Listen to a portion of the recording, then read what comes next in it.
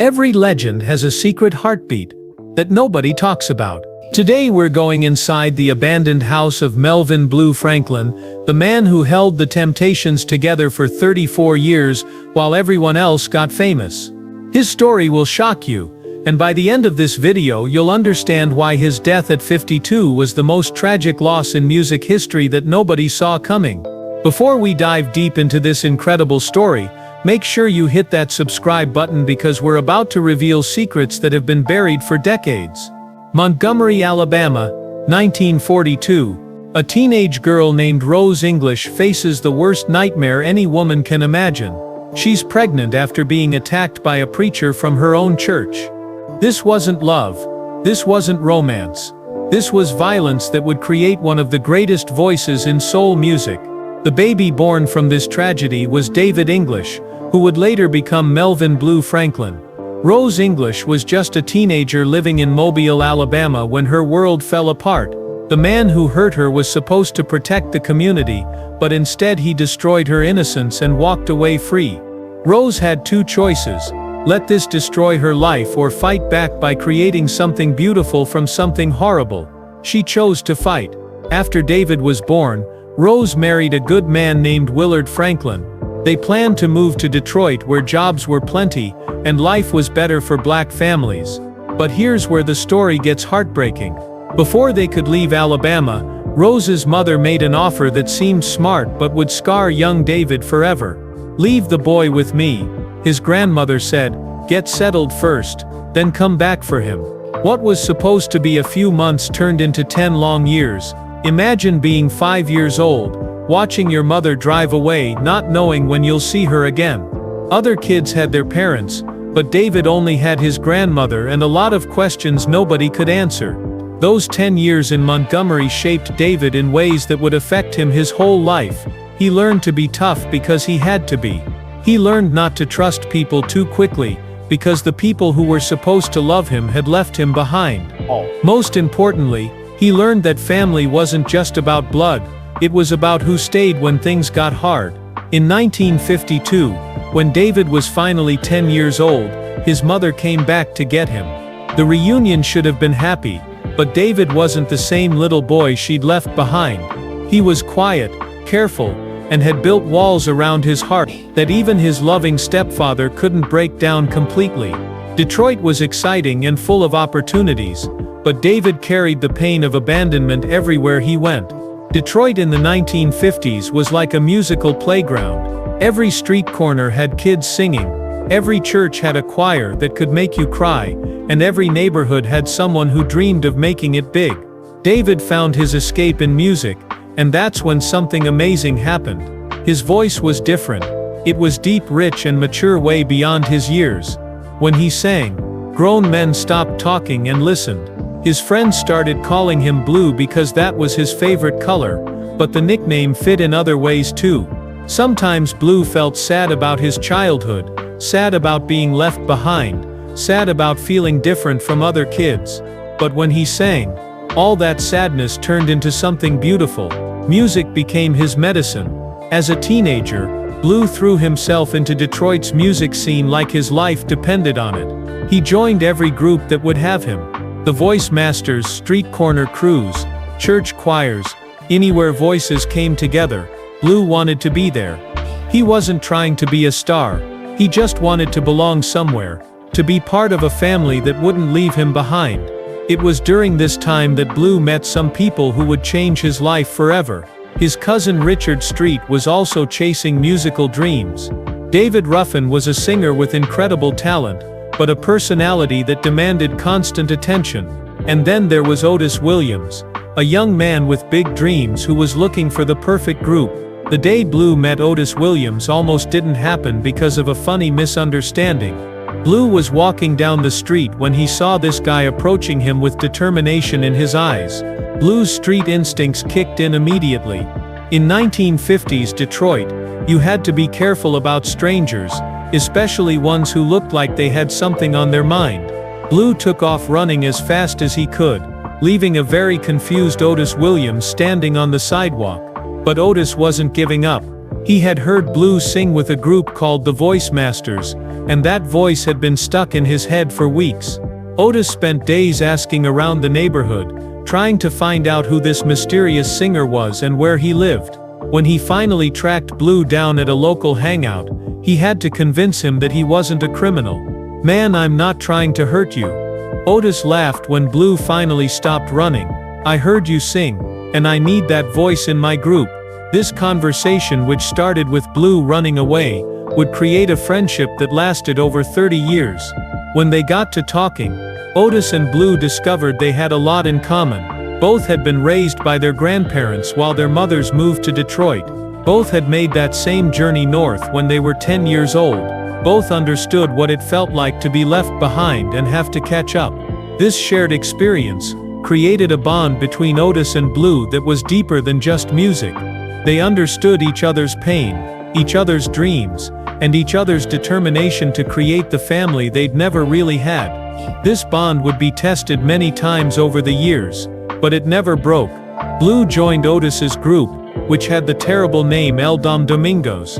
They went through several name changes, the Distance, the Elgins, trying to find something that sounded professional. In 1959, as the Distance, they recorded a song called Come On that became a hit in Detroit. For the first time in his life, Blue heard his voice on the radio. People were singing along to something he had helped create. It felt like magic, but success in Detroit didn't mean success everywhere else. Record companies were interested, but they wanted to control everything about these young men, how they looked, what they sang, even how they lived their personal lives. Some groups were willing to give up their freedom for fame, but Blue and his friends wanted something different. They wanted respect. That's when Berry Gordy entered their lives with his vision for Motown Records. Gordy promised to create a place where black artists could be successful without giving up their dignity. When the Distance auditioned for Gordy in 1960, their harmonies were so perfect that everyone in the room knew they were witnessing something special, but Gordy hated their name. In a moment that became Motown legend, Gordy told them to step outside and come back with a better name before the sun went down. They brainstormed everything they could think of. The insults, the Pontiacs, the Cavins. Someone even jokingly suggested the Spectacles and the Testicles, which got everyone laughing but obviously wasn't going to work. Finally, someone said the Temptations, and everybody knew that was it. History was born on that sidewalk. But just as Blue's dreams were coming true, his body started betraying him. In late 1960, doctors told him he had rheumatoid arthritis. For an 18-year-old, this felt like a death sentence. Rheumatoid arthritis isn't just joint pain, it's a disease that attacks your whole body, making you tired, weak, and hurt all the time. Blue watched other young men running, dancing, living carefree lives while he woke up every morning, wondering if he'd be able to get out of bed. The early 1960s were tough for the Temptations. Between 1961 and 1963, they recorded 8 songs that nobody bought. They were living in cheap hotels, eating cheap food, performing in clubs where people cared more about drinking than listening to music. Blue was working factory jobs during the day, jobs that made his already painful joints scream with agony. But he never complained because he knew the group needed the money to manage his arthritis pain. Blue started getting cortisone shots. The doctors said it would help, and it did for a while, but nobody told him about the side effects. Nobody warned him that cortisone could cause diabetes. Blue was so focused on keeping the group together that he ignored what those treatments were doing to his body. This decision would haunt him for the rest of his life. Everything changed in 1964 when David Ruffin joined the group. Suddenly, the Temptations had what music historians call the Classic Five lineup. Otis Williams, Melvin Franklin, Paul Williams, Eddie Kendricks, and David Ruffin. Smokey Robinson wrote The Way You Do the Things You Do for Eddie Kendricks, and it became their first real hit, reaching number 20 on the Billboard Hot 100. But it was My Girl, written specifically for David Ruffin's unique voice, that changed everything. The song hit number 1, and overnight, the Temptations went from struggling to survive to being stars. They were on television touring with the biggest names in music, making money they'd only dreamed of. But success brought new problems that nobody had prepared them for. David Ruffin was an incredible performer who could make any audience fall in love with him. But success fed his ego in dangerous ways. He started showing up late to rehearsals, demanding special treatment, acting like he was more important than the rest of the group. For Blue, who had sacrificed his health and worked multiple jobs to keep the group together, watching Ruffin's ego grow was painful.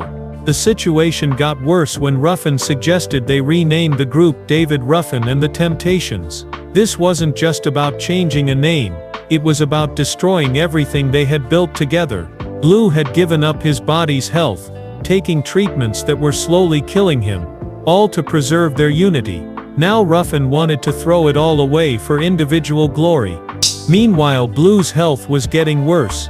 The cortisone shots had triggered diabetes, so now he was fighting two serious diseases while maintaining a schedule that would challenge a healthy person. He was taking insulin shots, monitoring his blood sugar, dealing with arthritis pain, and still showing up to every rehearsal, every recording session, every performance. His bandmates didn't know how sick he was because Blue never complained.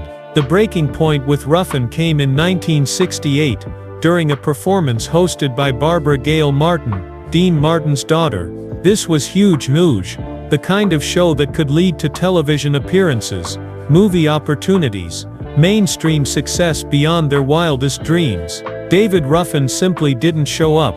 No phone call, no explanation, nothing. The group had to perform without their lead singer, at one of the most important shows of their career. For Blue, this was personal betrayal. He had dragged himself to every single performance, despite pain that would have hospitalized most people. He had taken medications that were destroying his body, just to be reliable for the group.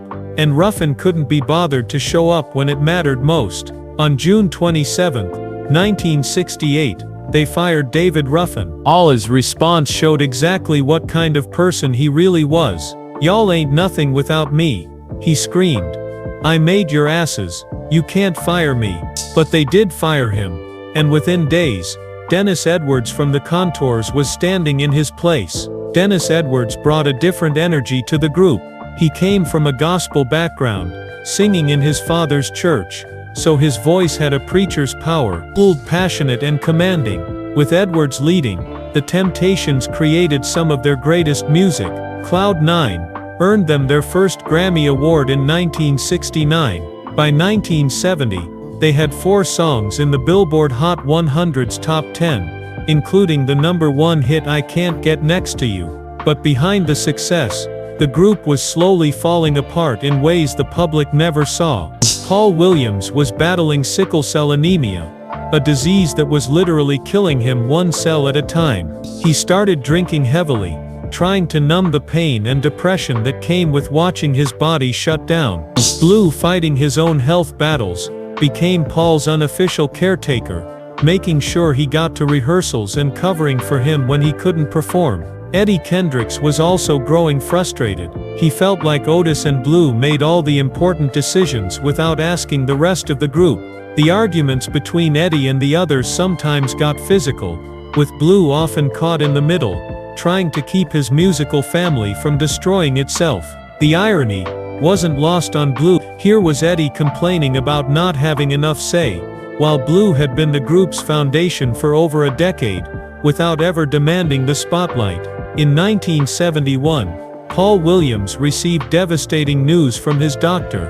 They had found a spot on his lungs, and his overall health was deteriorating rapidly.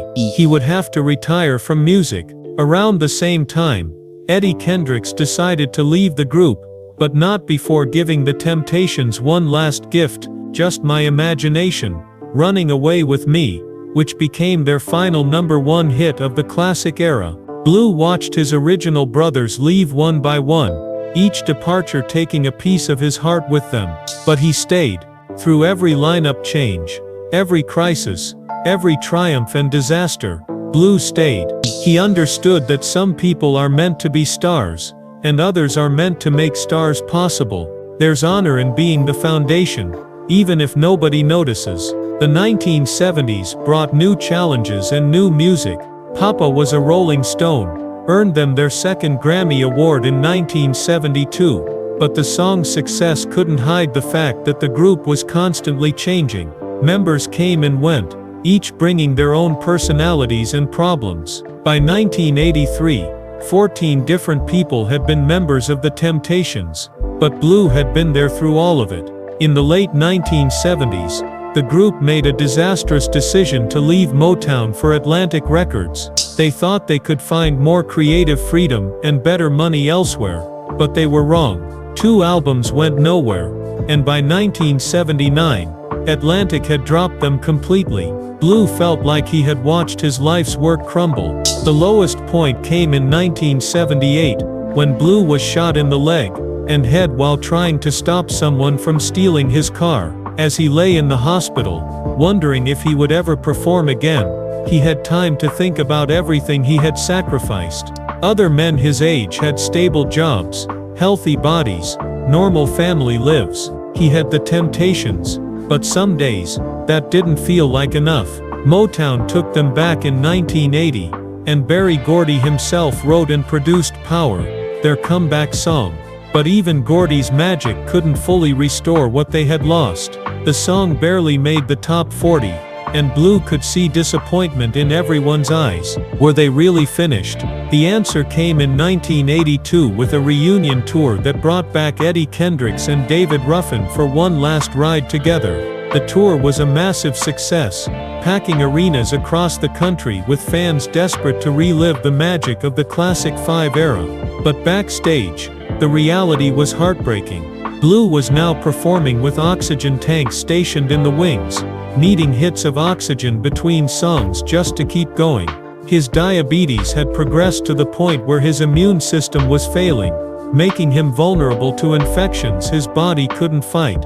He had developed a rare flesh-eating disease as a side effect of all the medications he had taken over the years. The treatments that had allowed him to keep performing were now literally eating him alive. During this period, Blue got to work with his cousin Rick James, contributing to hits like Give It To Me Baby and Super Freak. The family connection brought Blue joy during a difficult time, and Rick's respect for Blue's musical knowledge helped restore some of his confidence. But even these bright moments couldn't hide the fact that Blue's body was shutting down. On January 18, 1989, the Temptations were inducted into the Rock and Roll Hall of Fame.